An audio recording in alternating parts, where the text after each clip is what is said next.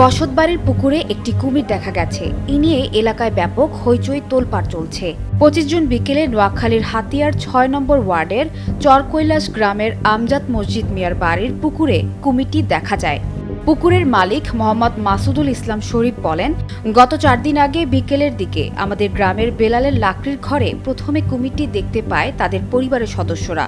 ওই সময় তারা কুমিরটি হত্যা করতে চেষ্টা করে। সেখান থেকে কুমিরটি তারা খেয়ে পালিয়ে যায়।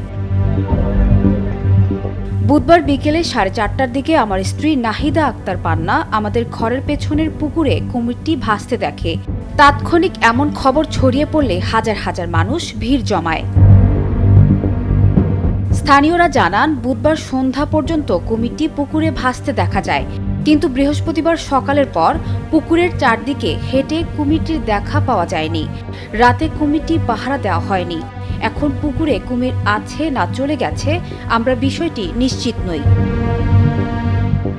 বৃহস্পতিবার সকাল থেকে উৎসুক জনতা এখানে ভিড় জমাচ্ছে, তবে প্রশাসনের কোনো লোক এখানে নেই। এ নিয়ে এলাকায় চাঞ্চল্য সৃষ্টি হয়, তবে স্থানীয়দের ধারণা এটি মিঠা পানির কুমির হতে পারে।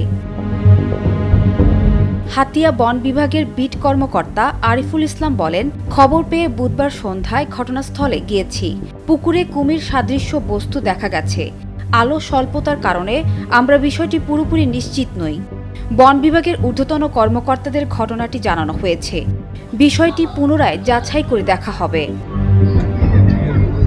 হাতিয়া উপজেলার নির্বাহী অফিসার ইউএনও মোহাম্মদ আলিউদ্দিন বলেন, আমি বিষয়টি শুনেছি। কেউ বলছেন কুমির, আবার কেউ বলছেন কুমিরের মতো কিছু হতে পারে। ব্যবস্থা নিতে সংশ্লিষ্ট দপ্তরকে জানানো হয়েছে। সানজানা তাবাসসুম, বৈশাখী সংবাদ।